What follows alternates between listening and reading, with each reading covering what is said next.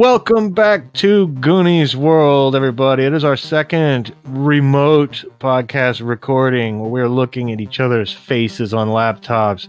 And here with me, as usual, in digital form, is Ryan, also known as Meanie.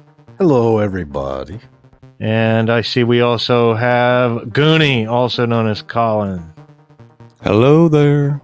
And I'm Johnny Farrow, also known as Sean. And once again, tonight, we are going to play the spy game.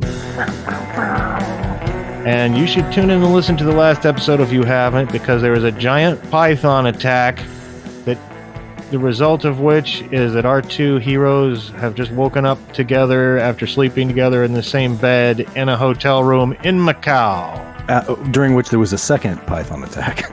Oh my. And with that, we will wake up awkwardly. Yeah, I like I like the idea of waking up like my arm and leg like across Niles's body. I mean, just having flipped over that way in this. Oh yeah, totally. You've crossed the pillow barrier, you idiot. Oh, sorry, man. I flail around in my sleep a lot. Yes, I heard you, the pillow being whipped overnight as you turned around. Well, luckily, but it's morning, so uh-oh. Luckily, the conversation is prevented from getting any more awkward by the prompt arrival of the efficient staff. There's an efficient staff. Okay. The efficient hotel staff who come in here and very quickly are serving very strong tea and really spicy buttered rolls, like deep fried little donut holes, but they've got all kinds of Asian spices on them, and it's all really delicious. Nice little breakfast. You can get ready. Now you had said you want to do something in the morning, but I can't remember what you said. Like register with the. Oh yeah, go get. Yeah, good not to show up at the very last minute. And come swooping in the day of, though, morning of. That's classy. Not gonna hang around for 3 or 4 days beforehand. So I assume that you guys will head for that hotel once you're up and dressed and so on and so forth. And I'll assume you're dressed nicely, but not in your, formal wear that you'll be expected to wear tonight. I'm curious, though, so I can picture you guys how you are dressed and how you see your characters dressing. I mean, your cover IDs. I imagine Niles just one. I think I have like a charcoal gray suit. It's got to be pretty fancy. Have a vest too, like 3-piece. Yeah, I would say at least it's got to be a 3-piece. Watch and chain. Little chain there for the watch, or is that too much? Too old. Well, he is. That would fit him. So yeah. Yeah, my mind just went there. But he does have that communicator wristwatch. He probably both have one. Yeah. Just have that, because then people might ask him why he has 2 watches. So he's just going to have that one. All right, and that's true. I didn't think of that. And Vinny, how's Jean-Pierre Rousseau? Black slacks, black blazer, white button-up shirt tucked in, but like no tie, and it's not even buttoned like all the way to the top. In fact, it's like halfway unbuttoned down his hairy chest. Yeah, you got a chain or something? Like a little small gold chain. Not overdoing it, but yeah. Okay, nice. Now I can picture that. And so, as you guys make it across, now you can walk if you want, but it soon becomes apparent that the Central Hotel, although gigantic and teal and looking like it's close to everything, is, going to be a 20-30 minute walk. But there are plenty of rickshaws you could take. Does anyone want to take a rickshaw? Oh, sounds fun. Yes. Oh, yeah. Come here, English. Hop on. Oh, for less than $1, you guys end up getting pulled across Macau surprisingly quickly. You pass an inordinate number of firecracker factories and things like that, but also pleasure houses and And then there's plain old open air markets, but they're selling things like AK-47s, you know, right next to melons. And you see open white powder of some kind dealing going on. There's just bricks laid out on a table, all kinds of things. And of course, local authority here is all taking their cut. You can see why Portugal tried to give it to China. You know, we don't want it anymore, take it. Communist China wouldn't take it. But partially that's because, as has been widely suspected by the West for many years, Communist China is directly profiting off of everything that goes on here and is letting it happen and taking a nice little cut for keeping those gunboats across the river sitting there idly with their laundry stretched out instead of on the alert. And it's very much kind of a bizarre city and a bizarre state of affairs. And a real mixture of old world and new. Here you are being pulled in a rickshaw, but the little cat has like a little boombox on the back of the rickshaw, and it's playing Western pop music as he runs along with you. And he's pointing at things, but he's forgetting that you don't understand his language, and he's speaking in his own language every now and then, peppering it with some Portuguese words and English words. But within about 12 minutes, you make it to the outskirts of the hotel, and the little boy holds his hand out. Like, even though you've already given him money, he's holding his hand out to you again. Smiles real big. I Christian, mister. I Christian, mister. Oh, God bless you. Is this? It says the name of song you just played. No, that's sister Christian. I'm mister. I'm Christian, mister. Oh, I like Night Ranger as well, yes. Night Ranger, rock big, go USA.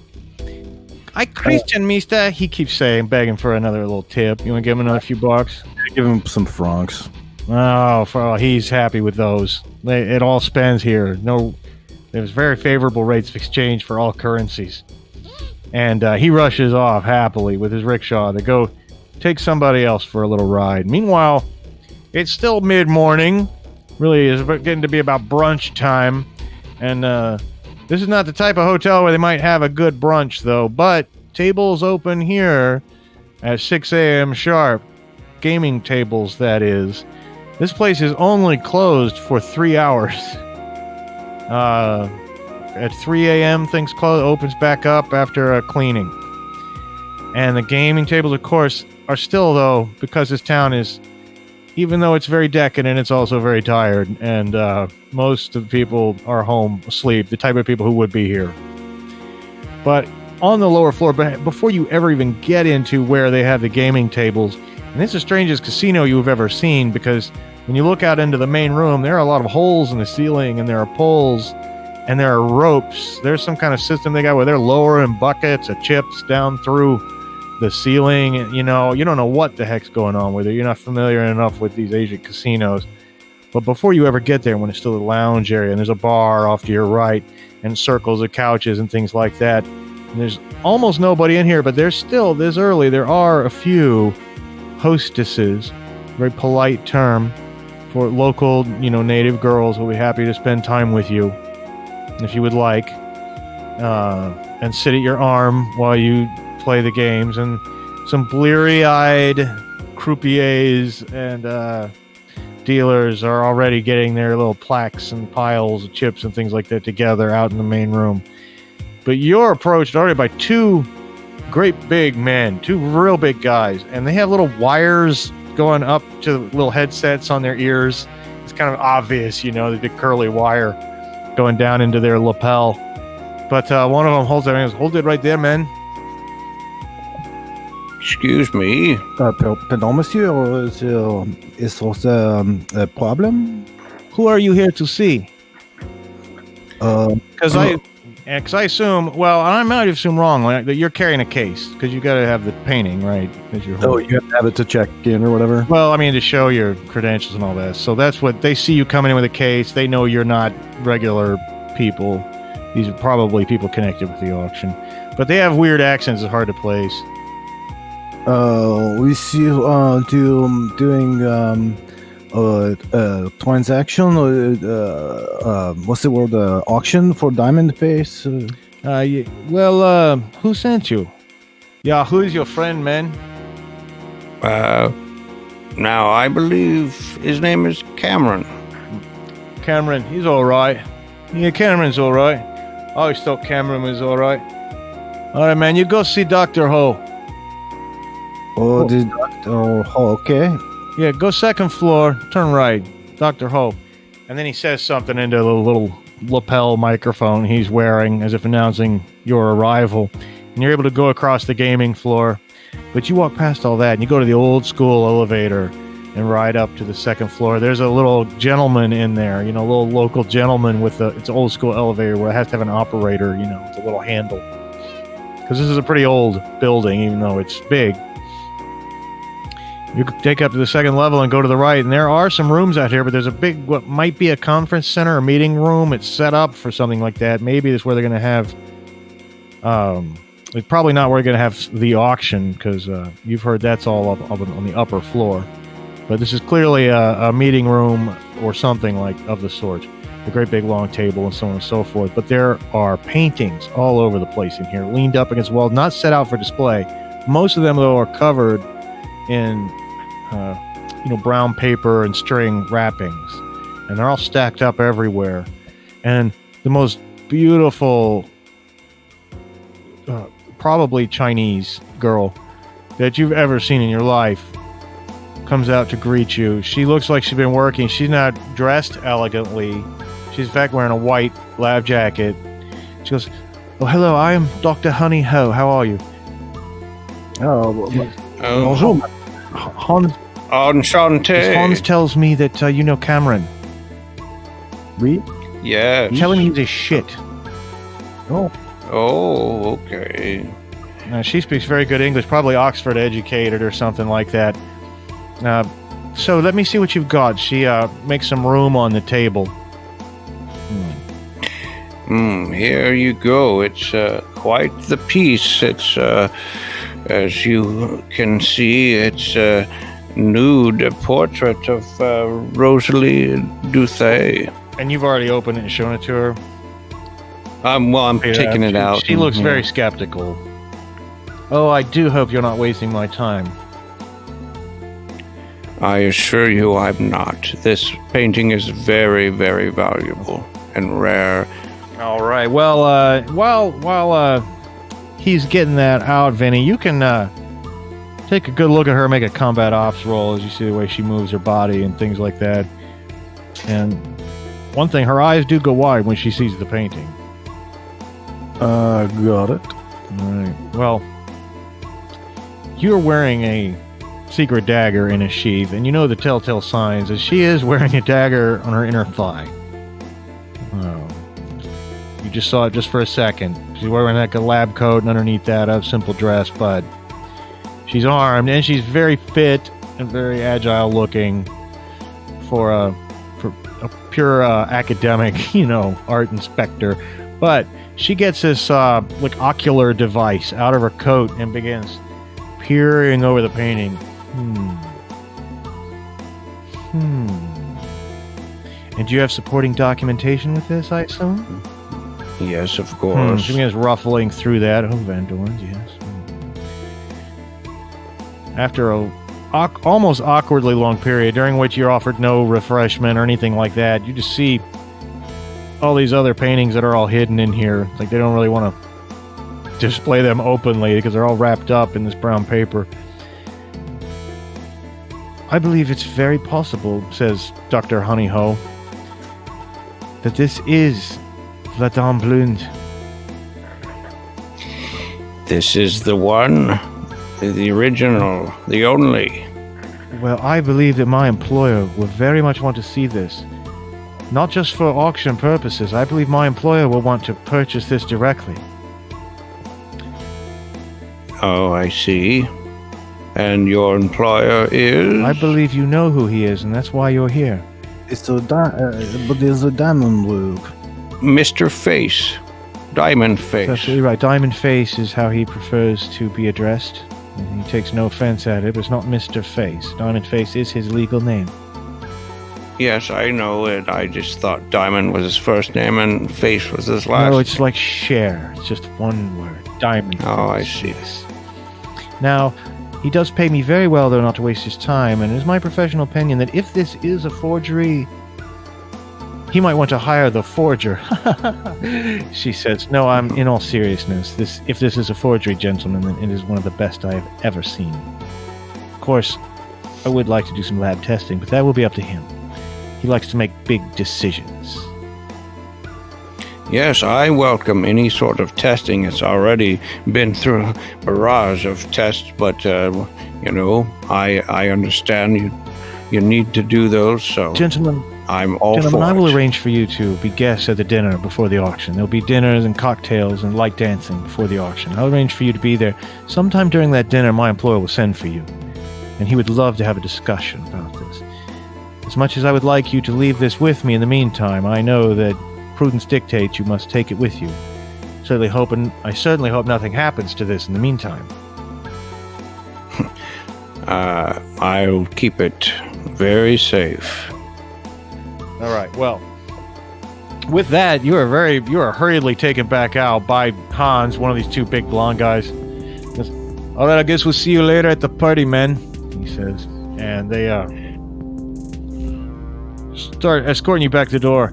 And then they both kind of realize that you're totally free to hang out in here if you want. And they shrug and they go back to sitting at one of the game tables where no game is going on, nursing sodas, not actual alcohol, watching the door. This time it's also hard to notice because you don't need to make a combat ops roll to notice, because they're not trying to hide the MAC-10 submachine guns that are pretty openly underneath their bulky jackets. You also get the feeling that their accent is South African. The only reason you can't tell it is because I personally, as a game master, can't do a South African accent very good, but that's what they sound like. And we all know what dick South Africans were in the 80s, because we remember. But anyway, I assume, unless you want to stick around and cause time-consuming trouble, that you might want to go home and rest up and get ready for a fine dinner. You've heard they dine on endangered species at these parties. But and one other thing I didn't role play out, but when she arranged for you guys to come tonight, that's the point where she looked over your documentation and credentials and things like that. And they know who they think they're getting later, but you probably, so there'll be no bluffing your way back in. They're expecting Dorian, DeLorean, the underground pornographer, and Jean-Pierre Rousseau, the modern-day slaver, human trafficker. And so, unless there's something you'd like to do that afternoon in Macau, other than get a massage, which is a daily thing they'll do for you if you wanted. But once again, it is a purely professional massage. I don't really got nothing I want to do. I can think of anyway. I mean, I got everything I need, I think, and Yes, and as tempting as sightseeing is, these things, you can get into trouble out there. You've heard the triads are around, and hey, if we had a longer time to tell a long story, maybe getting into trouble with the triads would be a fun thing to do, but I don't think it's a prudent thing to do, and you need to be, who knows how late you'll be up. This is supposed to be like a celebration of decadence and villainy, so this is probably one of those goes till dawn sort of parties. Maybe a little nap in the afternoon is in order.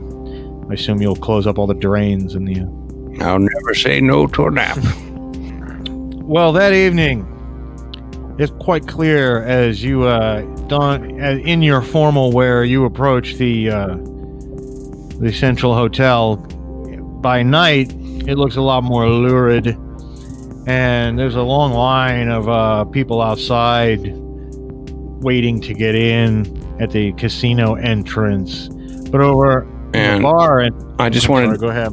Sorry, I just wanted to say that I put my camera button on my suit. Okay, yes, and so it's ready to go. That's good, because there's going to be there's quite a few people your age there. You see, because the bar entrance part is open, And those same two blonde, beefy South African dicks who you met earlier nod you in, and you're very, before you know it, you're whisked up onto the second floor. We're in that same little conference room that had all the paintings in it. Now it's been totally transformed already, just within those few hours, to a cocktail lounge with a bunch of little tiny sofa circles, and there's uninspired but competent jazz trio playing of local native musicians over in one corner. And there's already quite a few people in here, maybe about 24, and they're all kind of mingling around. And quite a few of them are, in fact, your age. I assume you'll meander about and start taking pictures soon enough. But before you can, you see Dr. Honey Ho again. This time she's not wearing the unflattering long white lab coat. She's dressed in a beautiful black evening dress. Just looks absolutely gorgeous. She goes, "Ladies and gentlemen, we'd like you to meet Mr. Dorian DeLorean and Jean-Pierre Rousseau, last-minute additions to our little gathering." And everyone looks up, raising their glasses and giving some polite applause. "Please mingle with the guests. We'll go down to the dining room soon enough." Thank you. See? Okay, well, there's quite a few interesting people in here, but people that are that interesting, they want to come talk to you. And a woman about your own age, Niles, she's maybe a little younger, but she's certainly taken very good care of herself. She's had some work done, it's obvious, but it's been subtle. And she says, "Well, hello there, sir. How are you?" I'm doing exquisite. How are you doing, Excellent. madam? Did they say Dorian DeLorean? Yes, that is It's a my very name. interesting name. And is this your bodyguard or your son or something? Who is your friend? He's a business associate. Ah, yes. Yes, he's French. Very pleased to meet both of you. I am Miss Claire Peabody of the Devonshire Peabodys. She says, she holds out her hand for you guys to kiss it. Do you guys want to kiss her hand? Yeah. Penny, do you kiss her hand? Yeah, why not kiss her hand? She goes, "Well, what line of work are you gentlemen in?" Well, I am in the, what you could say, the film business. Oh, yes. Propaganda? Subversion? What sort of, Pornography. But, Oh, my. That's not the word that I choose, No? but that has been Well, labeled. I do believe it's... Art film. I think pornography is a scientifically accurate name. Pornography certainly does not offend me. I quite enjoy pornography, says Miss Clara Peabody of the Devonshire Peabodys. Oh, Well, certainly one might say I'm in an associated business myself, but Monsieur Rousseau, was it? And what line of work are you in, sir? I'm in the business of. Sorry, my English is not great, but. Well, I speak fluent French. Would you prefer that we speak in French, or would you like a chance to keep practicing your English? no, I don't. I can't stand to hear French. You should speak English only. Oh, a Thank francophone. you. I see. Well, I really need to practice anyway. But I work in the business of procuring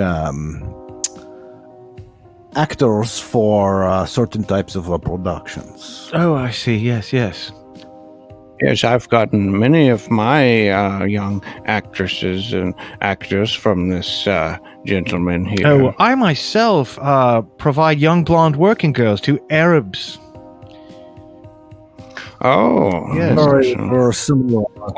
Similar line of work. I'm- Yes. It seems we have a great deal in common. I do hope that we can have some drinks after dinner.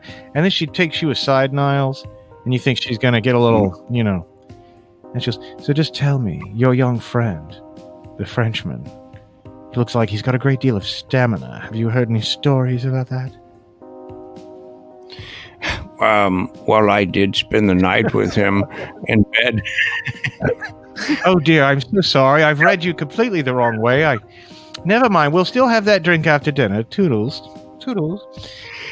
I'm going to take a picture of her if I can. Yes, now. Please make a games in theory roll, because you got to, adjust your remote way of doing it, so. Oh, okay. Had to get the right die here.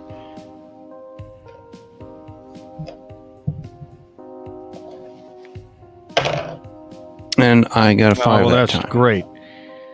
My, you have a fine physique, says a German-sounding voice from behind you, Vinny. And this is kind of while she's having that little aside conversation with Niles. My, you have a fine physique. And you turn around, there's a guy, he's maybe about 15... He's in his mid-50s, maybe early 60s. Thinning hair, but looking pretty sharp. Got kind of a Stellan Skarsgård vibe about him, Yes, boy, you remind me of the great athletes of the Olympics in the old days, before all the unpleasantness of the war, Merci, monsieur. That is very kind of you to say. Oh, well, so I see that you have Gallic blood, being a Frenchman. Well, that's not the end of the world. Charlemagne left much of his blood in France, and so I'm quite certain that the superior bloodline still runs pure in certain parts of France. What part of France are you from, sir? Lyon. Oh, very good. I'm so sorry. I've been rude. I have not introduced myself. I am Dr. Otto von Hammer, the eminent psychologist. Oh, Otto von Hammer is a Sherman, then, I think, perhaps? It was, sir? I misunderstand. Is it, or are you from Germany? It's by France. Oh, I like to think of Prussia, but yes, I am from the continent as well. Of course, the unpleasantness I have had to leave Germany, and I now am a professor at Princeton University. Isn't it funny how things work out like that? Well, yes, that's sounds like it'd be a good job. I am an art professor, and I should very much. I'm very impressed with your physique, as I have hinted. I would love it if you would pose for me at some point. Well, I've never done modeling, but if the pay is good, I think about it. Oh well, perhaps I should speak to your. Is that your father or your daddy, or what are you calling each other? It's just a business associate. Oh, that's how it is. Okay, very well. I will speak to him, and then I will get back with you. You fine young man. Very well. Okay. You're just about wrapping up that conversation, Niles. And greetings. I am Dr. Otto von Hammer, the eminent psychologist and art professor. I would very much like to paint your young Vord here, your young friend. What sort of painting would this be? Well, I'm a specialist in the nude form of the male athlete. I figured as much, yes. Well, he might look like he is an athletic specimen, but it's not really. He's sucking it in pretty hard. He sucked it in all last night. This is something also with which I'm very familiar, in all of its forms. Now, imagine my life in Germany before the war. During it got very bad. This is when I went to Belgium, which is, again, big mistake. Instead I went to France, again, big mistake. And I fought with the resistance for years. But never mind all that. I should love to paint your young protege. And I will pay you $1,000 American for an hour of painting with him later this evening after the auction. As long as it's... Well, I'm not his... I'm not... We are just partners. Oh, you're partner. Oh, it's both of you? Oh, never mind then. Thank you so much. Not work my slaves. Oh, I'm sorry. I'm so embarrassed. I've totally misunderstood the situation. I'm so sorry. You'd think an eminent psychologist and art professor like me would be... Perhaps one believes what one wants to believe, no? Well, do you want to try to get a photo of this guy? Because this guy's got fucking Nazi written all over him. Yeah. Yeah. See if you can do that without attracting his attention. as he's saying that, he goes, by the way, now that you're both here together, what piece are you here to bid on? I myself am very interested in Raphael's portrait of a young man that disappeared in the 1940s. It's from Poland somehow. No one knows how. I'm here to bid on it. It's a very beautiful young man in the painting. What are you here to bid for? Nothing in particular. I mean, we are selling a painting, but as far as bidding goes, I will just see what catches my eye. I see. Are you selling the painting at auction, or is it a private arrangement? Well, it is going to be private, I believe. Well, excuse me, I must say hello to my friend. And he goes off, and he looks back and goes, $1,000 at you, Vinny. And you don't know if he's just a weird old eccentric guy or whatever else he might be into, but you get the feeling that all the painting talk is just complete euphemism, and he's mistaken you for a male prostitute. Who's exactly the type of person that might show up to something like this as arm candy on a distinguished older gentleman. Oh, I did get a picture of him. Good. Thank you. Yes. So that they paint nothing. Well, that's at least two photos you've got of people who are the right age to be ex-Nazis. But soon the bell is rung for dinner, though, and Honey Ho leads you all out like the good hostess she is. Up some side stairs, some curvy, nice stairways that are festooned with sculptures and various arts and big potted ferns and whatnot. You go into a beautiful dining room. And she now says, I regret to inform you that our host, of course, will not be joining us for dinner, as you all remark on. No one says it out loud, but everybody's trying to picture him taking off his diamond mask and whatever his hideous face from, the mining accident must really look like that's compelled him to wear it. So he doesn't eat in front of people. But he bids you to please enjoy the menu. It has been very well thought out, says Honey Ho. Please, here, circulate. And you two are sat down at a table with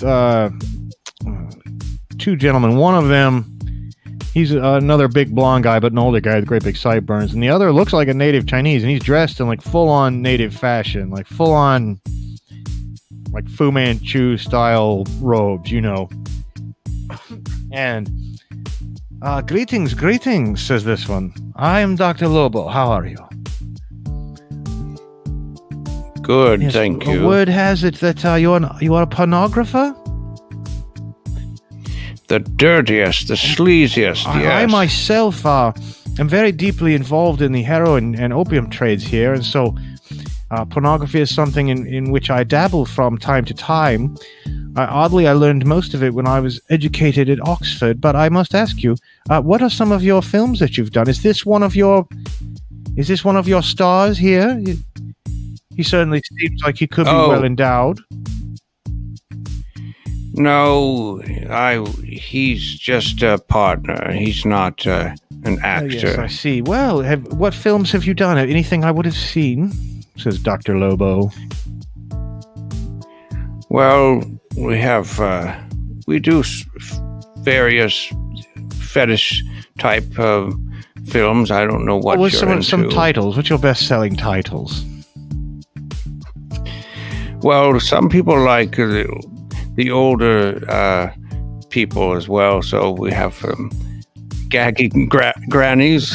I see. Yes, I think I've gone through six. I begin to get an image. I begin to get a very clear mental image. Gagging grannies, did you say? Says the other one who leans across the table.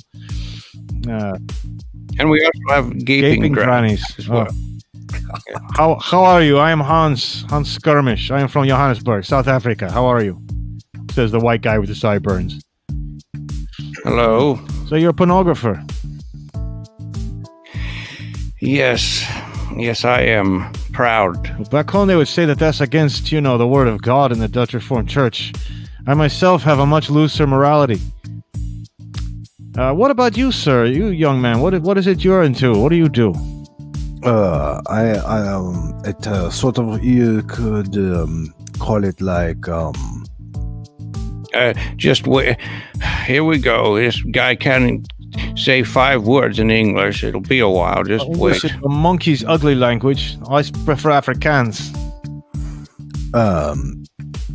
So I like a sort of a talent agent, sort of, you know. Oh, I see. Oh, I sell guns. Big guns. You know, African warlords, that sort of thing. Oh, so but you're not American? No, not America. I'm from South Africa. You sell the guns from America? You know, the best place to get guns is actually Russia these days. The AK-47 is a classic, and it's you don't want to put a really reliable gun in the hands of a bunch of kafirs. You know what I mean? So the gun's prone to jam along in case they ever get used against us, which eventually they will, because the storm's coming, my friend. I'll tell you that right now. I don't think the M16 was very reliable. At least you know my. Neither do the North Vietnamese. Yeah, it's a surprise. Yes. Yeah. Oh! Looks like for courses here, and well, there's actually a waiter coming up to your table, and she's again a native woman, and she goes, "Greetings! I'm here to take your order for the dinner. For the entree, she lists off some, various sorbets and things like that for dessert and blah, blah, blah. And it's salads and stuff. But the main courses are the important part. You will have your choice, each guest, of the baby panda or the Komodo dragon or the California condor. Which would you choose? Oh. Well, I think the Komodo dragon carries diseases. I'm going to stay away from that one. But baby panda sounds delicious. Actually. I think I agree with that, says Hans Skirmish. And Dr. Lobo says, I also adore baby panda. What about you, Mr. Rousseau? I'm a vegetarian. Except for snails and frogs, huh? I like it. I like escargot sometimes with the garlic butter, but I don't. I think. Can I have a salad? And the croissant. We'll be happy to make you very happy with a good salad, and we'll give you croissant. If you have a croissant, we will make sure you get a croissant. Lots of butter, please. Yeah. We are here to please you. Well, after you get your dinner ordered and you sit through this, with these truly abominable dinner companions, an arms dealer and a heroin kingpin. How old are these guys? Would they be of certain age? Well, Dr. Lobo certainly, but he doesn't look like a Nazi, especially because he's Asian. But Hans Skirmish, he's definitely he would have been one of the younger ones, but he could have served in World War II. Although his accent's a good fake if he is German, but there's a huge German influence in South Africa anyway. So, well, just to be on the safe side, I will take. There are the cultural affinities. Go ahead and make your roll. Hopefully, you won't be noticed. Got a okay, one. Well, that's about the best thing you can get. And that's so good. You also got a picture of Honey Ho in case anyone needed one, because she was walking up behind him right when you were doing that. No, I planned on taking more pictures of her as well. Gentlemen, my employer would wish to speak with you now before the auction takes place. Are you free? You may have your coffee and brandy upstairs with him. D'accord. Well, okay. That's. What about my baby panda? This is after dinner. I skipped through dinner.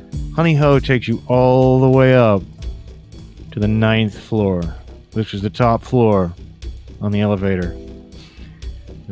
It's a very great honor to meet Mr. Diamondface directly, she says. But he is very interested in what you have to offer. And she opens the elevator with a key. The top floor, you have to have a key for the elevator door to open. She has one.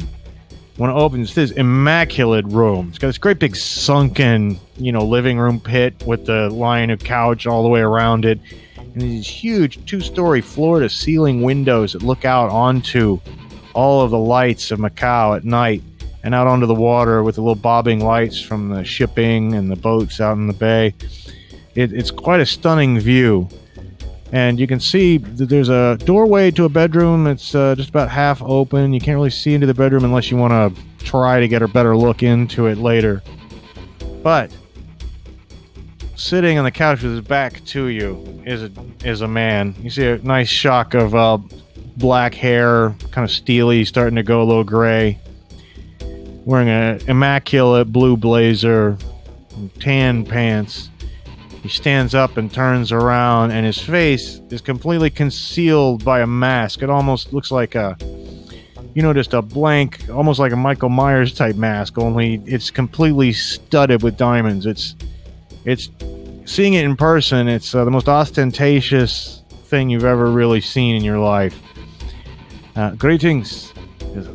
I am Diamondface. And he steps out and offers his hand to both of you. He's got a good firm shake. Bonjour, monsieur. I must admit my curiosity is greatly has been piqued by this painting. If it is truly La Dame Blonde, I'm very interested. Up to the tune of 10 to 12 million to start with. So let's not waste any time, because very soon enough we will have this auction, which I must of course MC due to my intimate knowledge of all the artworks. Are you gentlemen interested in bidding at all?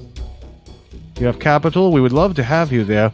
We have Rembrandt's Landscape with Cottage, stolen in 1972 from Montreal. I don't know who did it.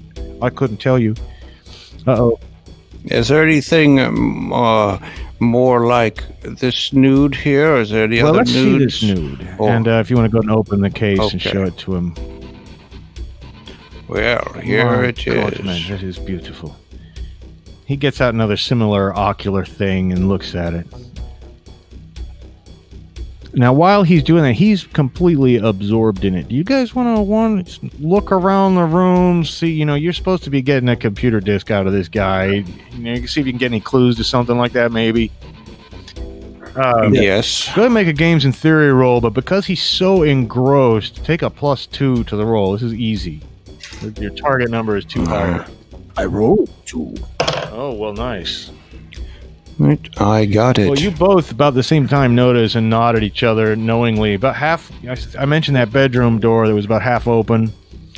And you can see that, however elegant Diamondface seems out here, he's certainly not made his bed recently, unless he's used it so recently that housekeeping hasn't. He's certainly not going to make his own bed, I guess. But it's tussled. And there is a body in it, of a reclining female form. Can't quite tell. Brown skin, but not black. Mediterranean type of skin, facing away from you.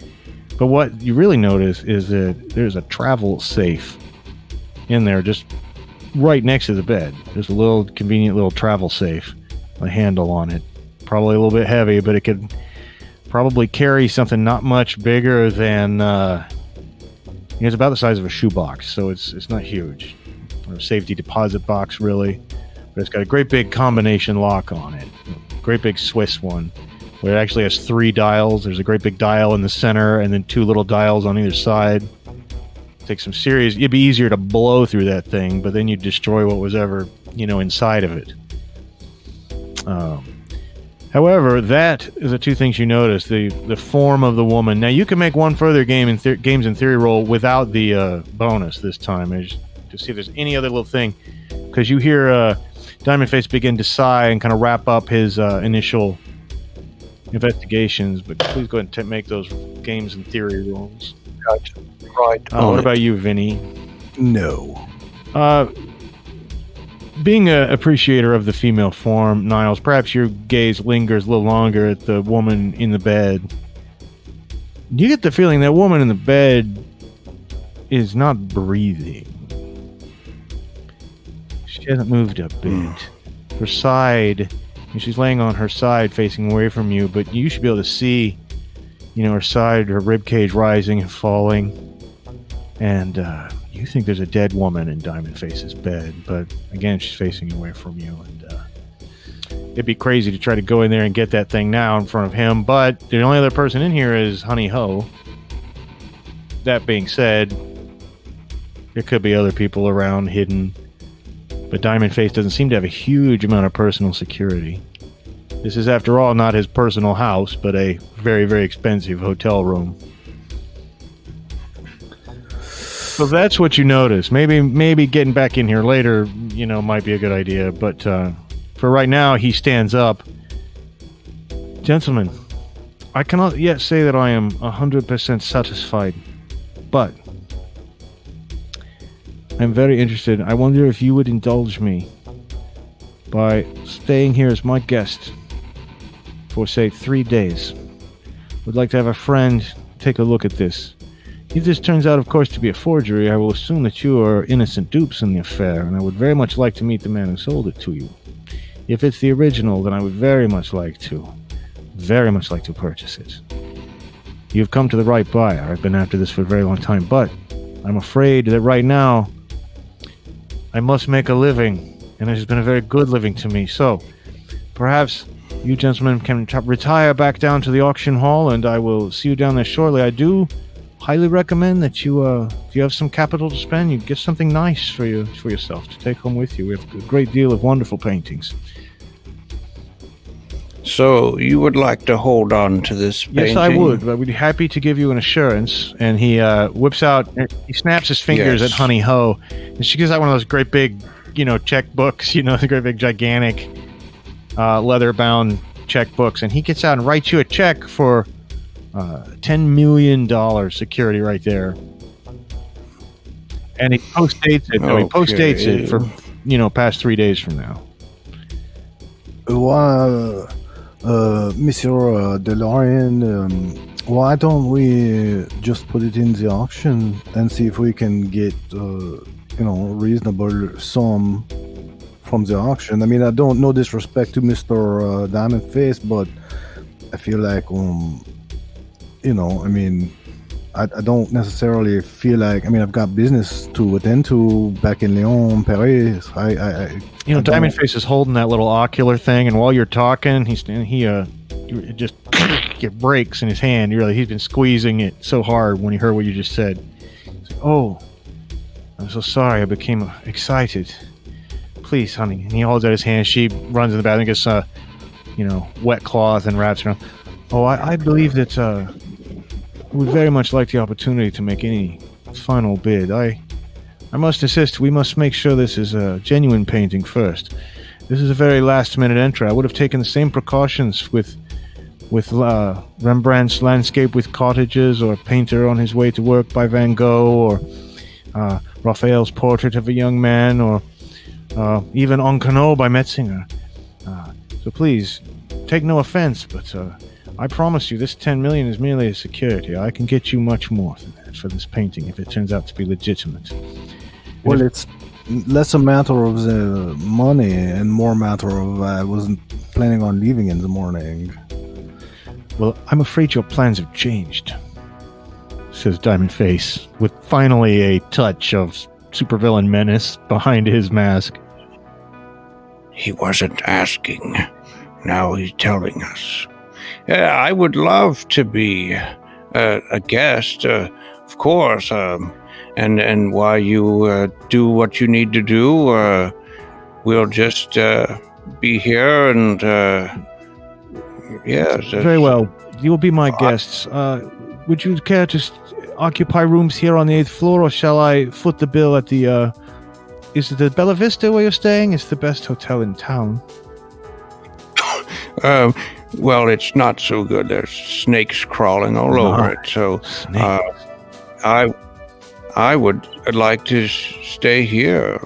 Very well. Possible. I'll arrange it. I hope you'll find some good company tonight. There are many hostesses that will be available at the auction, and perhaps one of the pieces of art will strike your fancy. Having been rather firmly escorted back downstairs, the auction hall is filling up, and Miss Peabody, the British white slaver, waves at you, and Hans Skirmish looks like he's trying to get you to save him a seat, but you avoid having to actually do that.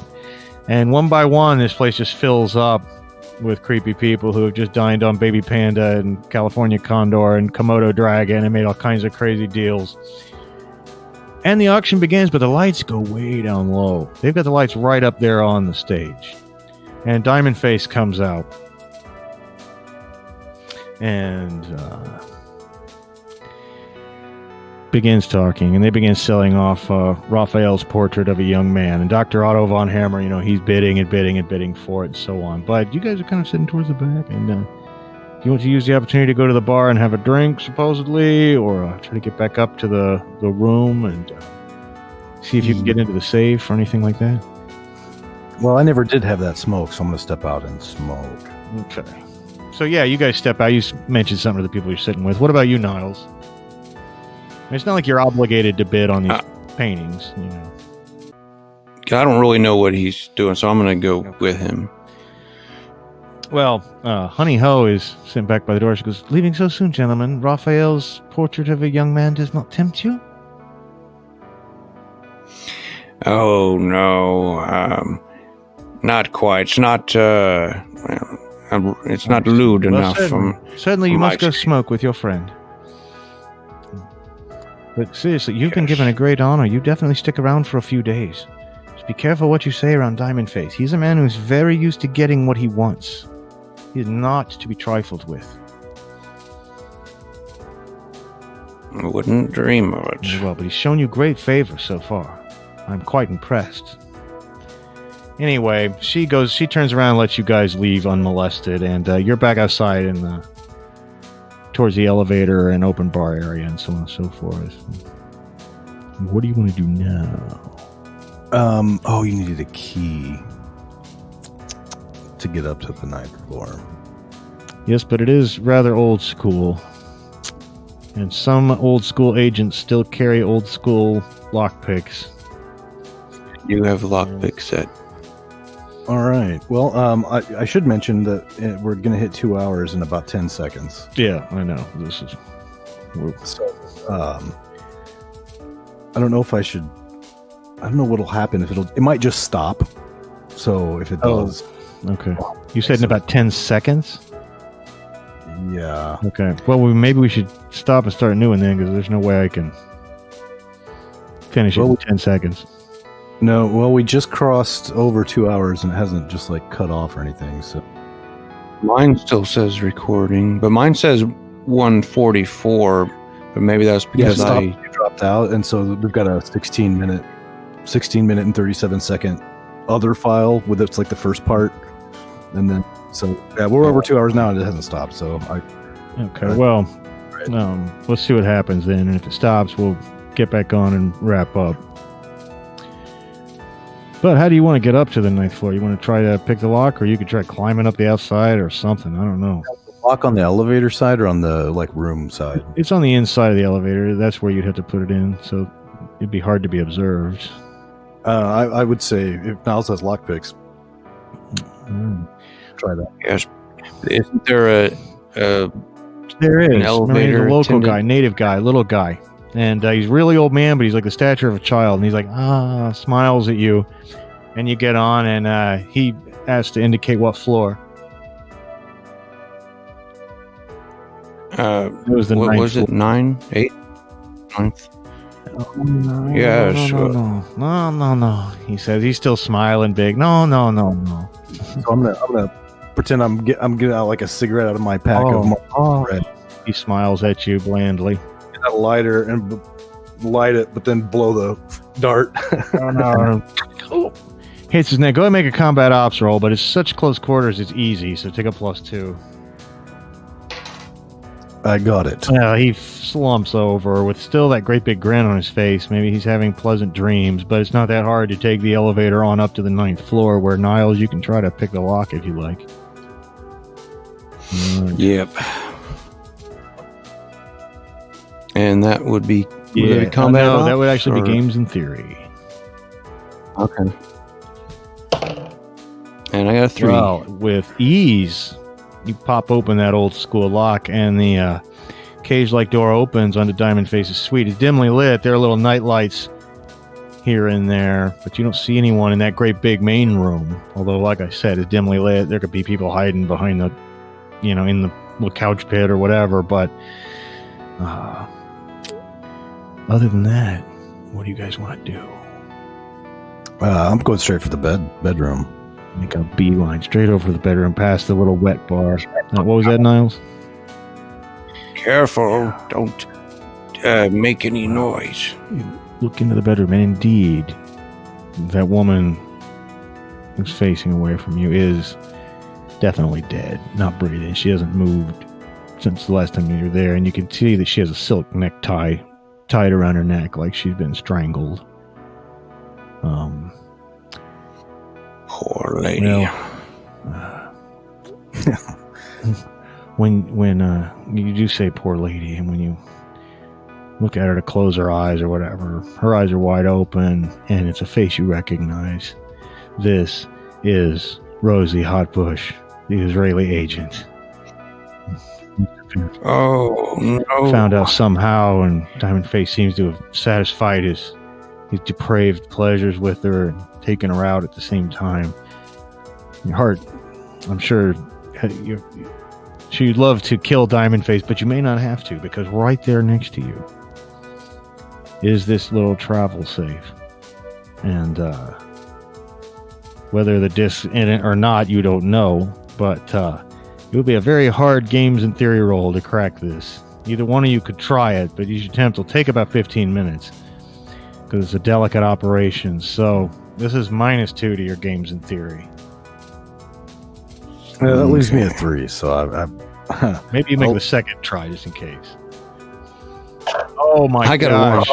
nice. Critical success. You do it not in 15 minutes, but in half that time, about 7.5 minutes.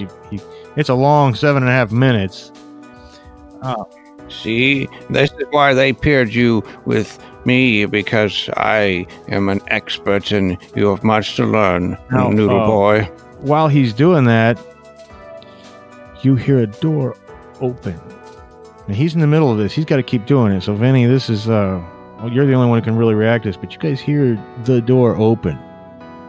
To the hall.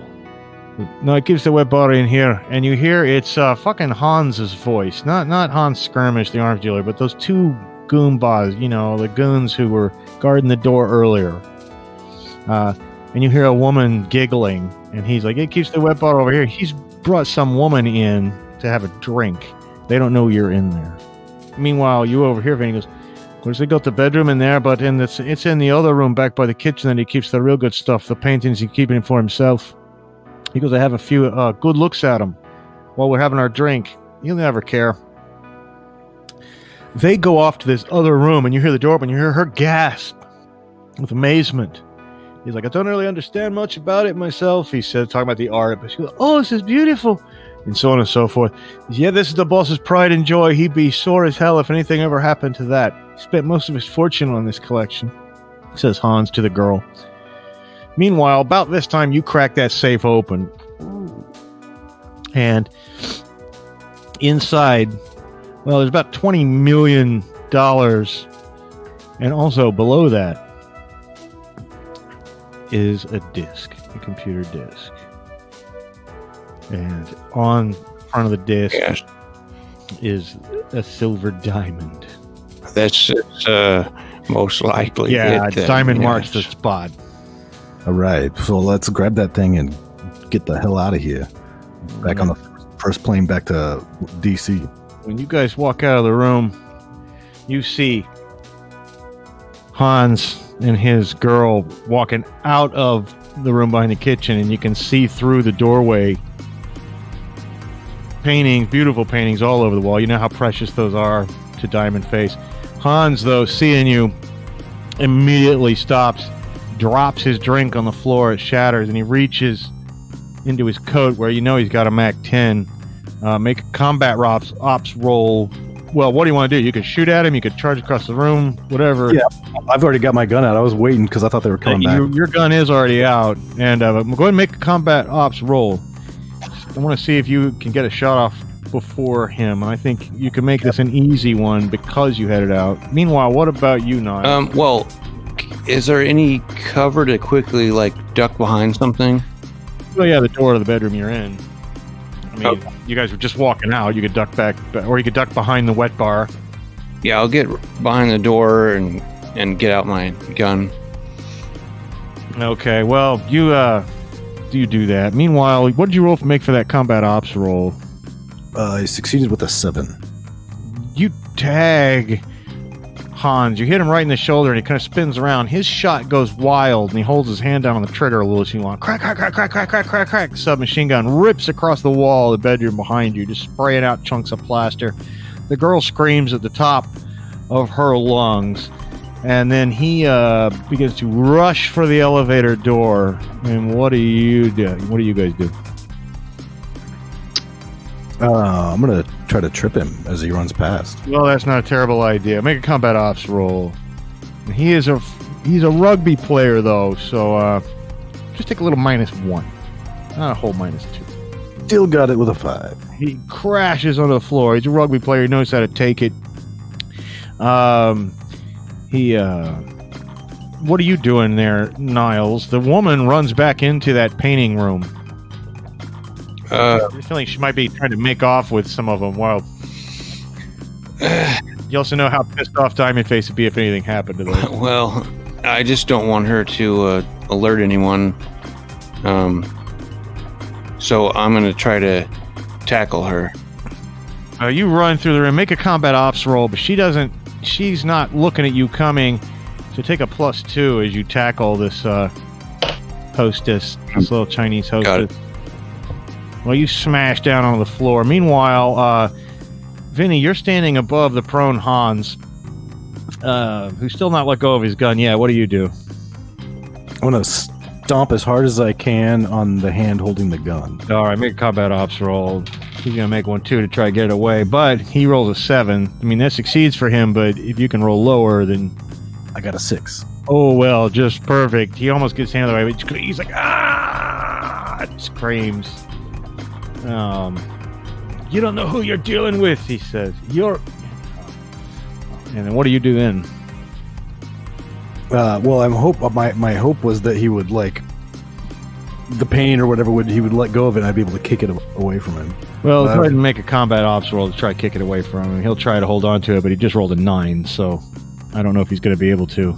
6 again. It skitters all the way across the floor into the room where you guys are, Niles, if you just tackle the woman. Mm-hmm. And she screams and tries to claw your eyeballs, but she rolls an 8 and misses you. What do you do? I'm going to try to use my garrote to, like, tie her hands. Okay, make a combat ops roll. She's fighting like a little Hellcat, though, so no bonuses. Meanwhile, you've got the gun. You've disarmed. Oh, wait. Hans. Oops. You got a 10? Yeah. All right, well, you drop the garrote. It falls onto the floor, and you're unable to get her. But meanwhile, you're standing, Vinny, above the prone Hans, and who's now disarmed. What do you do then? I would just can I just double tap him in the fucking head? Yes, go ahead. Just give him a boom. 1. Oh, well. Hans is no more, but don't worry, he's a racist jerk, and he cheated on his rugby team. So, that being said, now there's some pounding at the door outside. You think it's hotel security, maybe, something like that, but boom. They're going to kick it in a minute, but you look up Niles. You're rolling on the floor in this room where he's kept all these paintings. Diamondface kept all these paintings he's going to buy for himself. And you see a lot of the ones that he's mentioned and some really nice ones. And you see what you know is a lost Picasso. And you fear the things. But then you see 2 paintings that are exactly the same sitting next to each other. And it is the painting La Dame Blonde by David. One of them is the one you brought him, and one of them is the real one that you now realize you must have already had. And just then the door bursts open to the room. But I think that's a good place to go ahead and wrap it up for this episode. Now, I should mention, actually, for those of you who have been long-time listeners, that the last time we played the spy game, we used body, mind, and soul as our stats, but now there are combat ops, games in theory, and psychosocial, and that's partly for flavor and partly because those were things that were little side specialties in the last edition that we always ignored. So this is a so-called second edition of the spy game. I just mentioned this for any purists who might be listening and confused. One thing we will not be confused about next time is that there will be a lot of action. I think I can promise that, gentlemen. So, we will see you next time on Goonies World.